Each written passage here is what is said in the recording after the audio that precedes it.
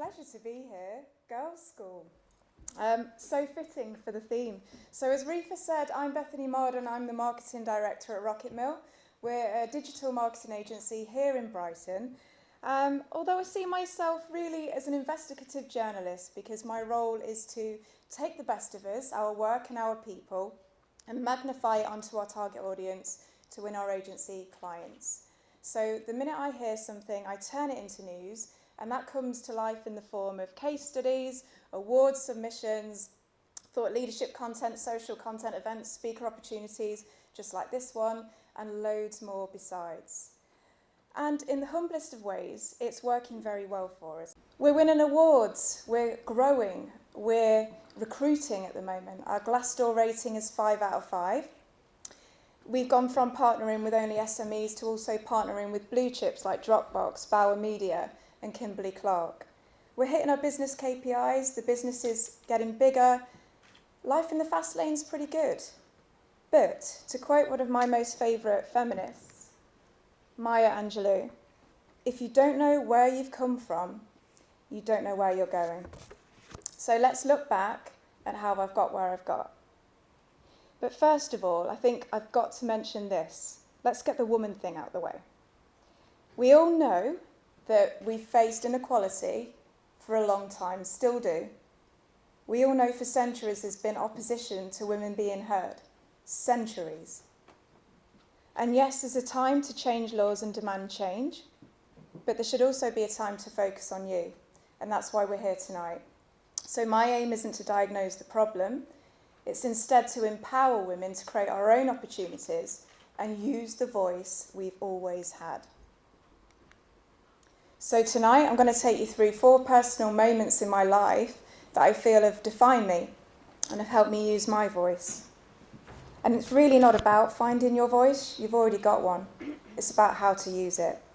So these 4 short stories, if you will, have morals to them, and they all lead to one thing: how to believe in yourself. Might sound a bit cheesy, but I believe that's where we start. So, are you sitting comfortably? Let's begin. Short story 1, the Bronx. Once upon a time, in a land far, far away, not that far actually, central England to be exact, there was a little girl who was an introverted extrovert, further complicated by being an imperfect perfectionist. I grew up on a council estate where life rivaled an EastEnders script. The area was affectionately called the Bronx because of all the naughty things going on.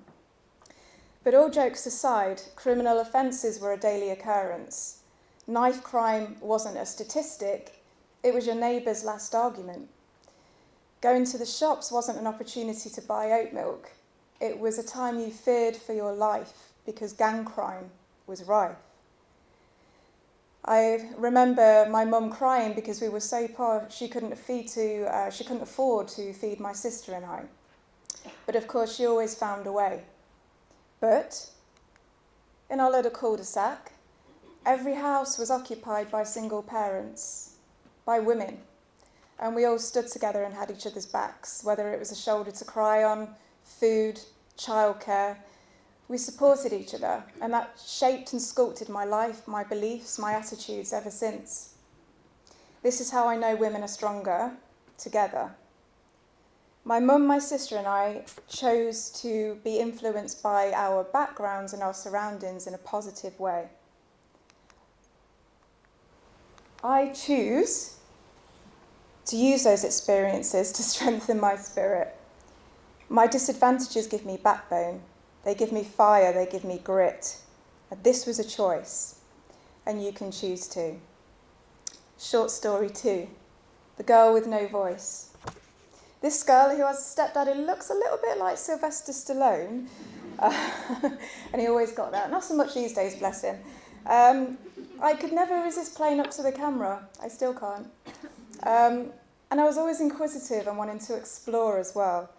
My mum reminded me of a story when we went on holiday to Hunstanton, and I was 2 years old. We were sat in a Chinese restaurant. I just decided I was bored.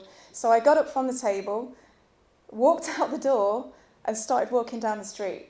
And it was only because my sister knew that I had a red hood on my jacket that she noticed me in the crowd walking nonchalantly away. I was bored, got up, left. 2.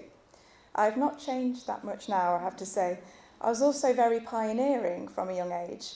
I remember being given a large bag of sample-sized foundations, the ones you get for free, and I decided to sell them door to door for 10p each, which was a lot in the 80s.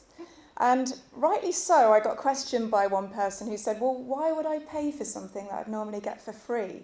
And so I said, okay, I'll give you this one free sample that you'd normally get for free, but you'd wish you bought more, because this product is so good. If you let me walk away, you're going to end up with nothing, and this is a once-in-a-lifetime opportunity. I was 9. She bought 20. How funny that I got into marketing. But all this confidence and sass aside, I was also painfully shy. It was a secret anyone, they didn't really know because I hid it so well. I hid me so well. I remember sometimes when people talked to me, my throat would close. I was so frightened and no voice came out. And so I grew embarrassed. I went bright red. My eyes would stream with tears. And I ended up a quivering wreck in front of people. Where had my voice gone? It felt like it disappeared. The last time this happened was in front of a boy I had a crush on. I remember him having this look of utter horror and confusion on his face as this girl physically clammed up in front of him, and he ran off. Rightly so, I think. But it felt so, I guess, gutting and embarrassing. I decided I never wanted to feel like that again. So what did I do about it? I created my own affirmation. I told myself, I don't get embarrassed. It's impossible. And so, in time, I didn't. This is when I learnt the power of self-control, of having a mantra, and that self-care should be a daily practice. And so the girl with no voice became a public speaker. I became a business owner. I became a published author and poet. I became a marketing director. I got here because I worked my ass off. There's no other secret. I've taken giant leaps of faith. I've taken risks. I go for it. I try new things. And if you don't try, you'll never know. Short story 3, belief system.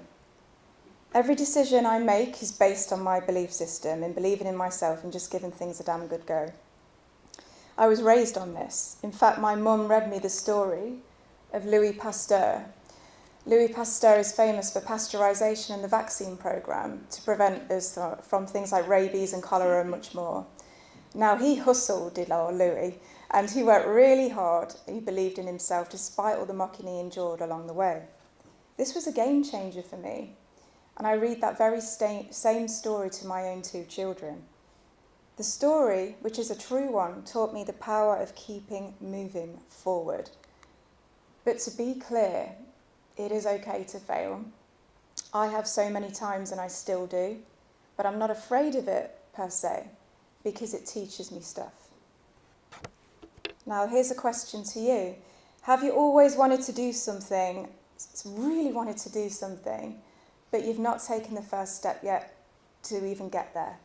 And so you've grown frustrated or disappointed or even angry with yourself? Me too. But I'm pleased with the amount of risks I've taken so far, and I have to tell you, for every risk I've taken, I've not once regretted it. Not once.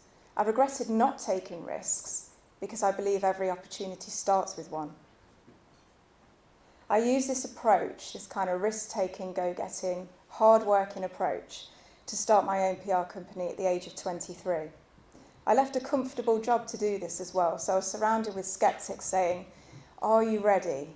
Are you sure? Can you do this?" And I said, I don't have all the answers, I'm just going to give it my best shot. I started that bedroom No, I didn't. I started the business in the 3rd bedroom of my house and moved it to offices in Covent Garden 2 years later.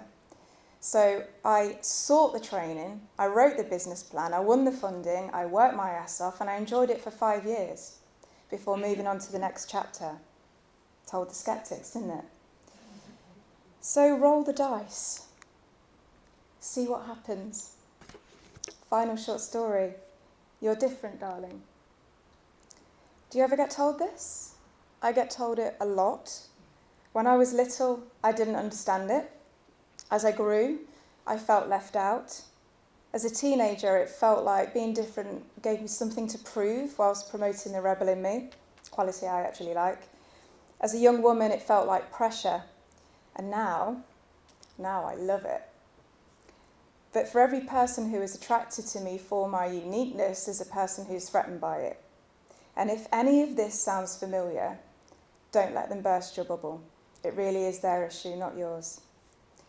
So I stand with women, but I have to say, some of my toughest challenges in the workplace have sadly come from other women. And I think the uniqueness thing might be part of it, but I'll never be able to make sense of some of my experience. From being frog marched out of the office in front of everyone, it was a while ago, you just won't be able to do that now, for apparently showing my knicker line, to being manipulated and bullied, to being yelled at down the phone causing a panic attack. Like I said, I'll never be able to make sense of some of it. But once again, I chose to use these experiences to give me extra gumption. You'll never be everyone's cup of tea, but nor should you want to be. You're different, darling. A book, again, as a child that reinforced this was Jane and the Dragon. Jane was wickedly different.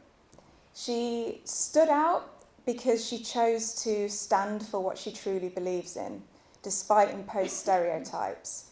She wasn't afraid of the dragon just like everybody else. She befriended it, and she was the only female knight I knew of. Jane is a role model, a leader, so being different is not a weakness, it's a strength. And so I'm going to wrap up with some practical solutions for you. Now, these have really helped me, so my best intention for you guys is that perhaps provides a bit of inspiration for you to take away. Number 1, read, read, read. You'll know now that I've educated myself since I was a child through books, but just like me, I'm sure you don't always have time to sit with a book, so listen to the audio version. It sounds obvious, but listen to podcasts, get information, inspiration, motivation in bite size on platforms like Pinterest and Instagram, but make it a discipline, make it a daily thing and get your fix every single day. 2, inspire and be inspired. So I pass on what I learn, but I also seek to learn from others all the time. I'm not afraid to admit that I don't know everything. Be honest, nobody does. And so throughout my career, I've asked women in business who I admire to be my mentor. I've not had a no yet. My current mentor is actually from Stylist magazine. She's the executive director for Style Studios. And I had a massive fangirl moment where my current boss, who knows her, noticed I was fangirling over every post that she put up on LinkedIn to the point where he said, "Do you just want me to introduce you?" I was like, "Yes, please." And so I asked her to be my mentor. She said yes, and I'm learning so much. So what I'd say to you is if you admire a woman in business and you want her to be your mentor, stalk her. I'm kidding. Kind of kidding. But no, show engagement, show interest, and just ask. I guarantee she'll be flattered. 3, notice. When you're working with somebody or in a place or on a project or demonstrating a particular skill, notice. Notice how that feels for you. Do you love it? Do you loathe it? Does it drain you? Does it light a fire on the inside? Do you get a good feedback when you're doing it? Notice how that feels and turn up the volume on that good stuff. Dial up your strengths. 4 and 5, develop your own belief system. This is really important because you need to know what you stand for and what you don't. So define what your values are, the stuff that really matters to you in life. Be very clear about what they are. The kind of stuff that if compromised, you ain't happy. And then try to get your fix of these things, even if in a small way, every single day. 5, have a mantra, have 3. Now, we all know by now I love a bit of cheese, but hey, if it works. So I have mantras everywhere in my mind, around my house, at the back of my working notebook, a whole notebook dedicated to mantras. And I change them depending on my mood and needs. But 3 of my favourites right now. Why the hell not? Works very well for me. Dive in. Face it till you make it. I crossed out fake it because I think, well, maybe don't fake it. If you're lacking in skills or knowledge, just seek more. Face the challenge instead. The last one is you don't grow when you're comfortable. And that constantly pushes me outside my own comfort zone and reminds me to just try and just go for it. And then the final point is dive in, worry later. I tell this a lot to people because it really works for me. So if you just dive in, you find that you're giving it your all and you throw yourself in and end up with a pretty good result most of the time.